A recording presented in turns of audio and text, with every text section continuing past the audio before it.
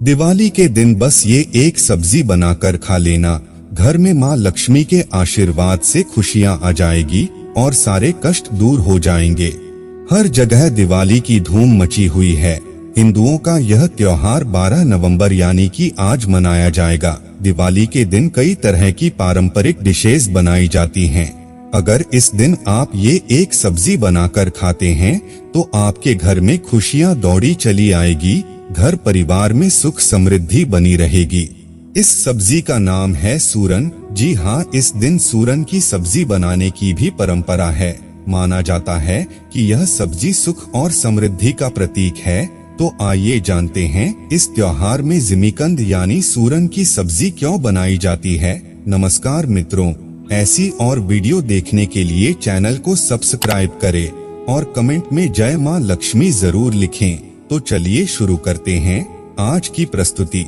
दिवाली की तैयारी जोरों शोरों से चल रही है। इस दिन बहुत सारी डिशेस बनती हैं, लेकिन दिवाली के दिन जिमीकंद यानी सूरन की सब्जी जरूर खाई जाती है। इस सब्जी को खाने की परंपरा काशी यानी वाराणसी से आई है। उत्तर भारत में इसे सूरन कहा जाता है।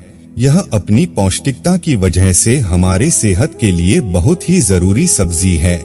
यह सब्जी जड़ के रूप में उगाई जाती है। इस सब्जी को खाने के पीछे बहुत सारी मान्यताएं प्रचलित हैं। पहली मान्यता यह है कि सूरन को दिवाली के कुछ महीनों पहले ही आलू की तरह ही बोया जाता है और बड़ा होने पर दिवाली के कुछ दिनों पहले ही इसे निकाल लिया जाता है। दीपावली के दिन इसकी कई प्रकार की डिश बनाकर खाई जाती है।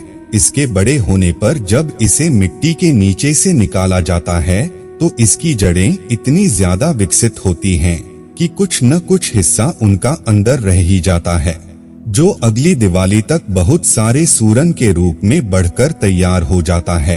इतना ही नहीं, एक बार जहां इसकी उपज हो जाती है वहां आगे भी अपने आप इसकी उपज होती रहती है। इसी बढ़ने की प्रक्रिया को माता लक्ष्मी के समृद्धि बढ़ने की प्रक्रिया से जोड़कर देखा जाता है। इसीलिए ही इसे दीपावली को खाने की परंपरा चली आ रही है।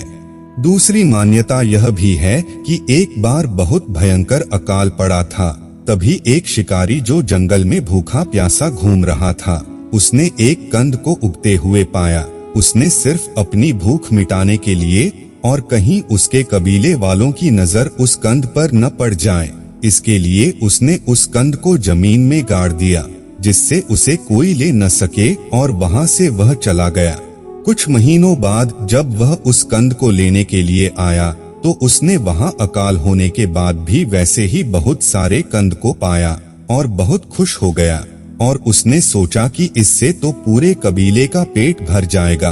तभी से वहां के लोग इस सूरन को सुख और समृद्धि का प्रतीक मानते हैं और दीपावली पर इसे जरूर खाते हैं। तो मित्रों, आज के लिए बस इतना ही। आशा करते हैं आपको ये वीडियो पसंद आई होगी। धन्यवाद।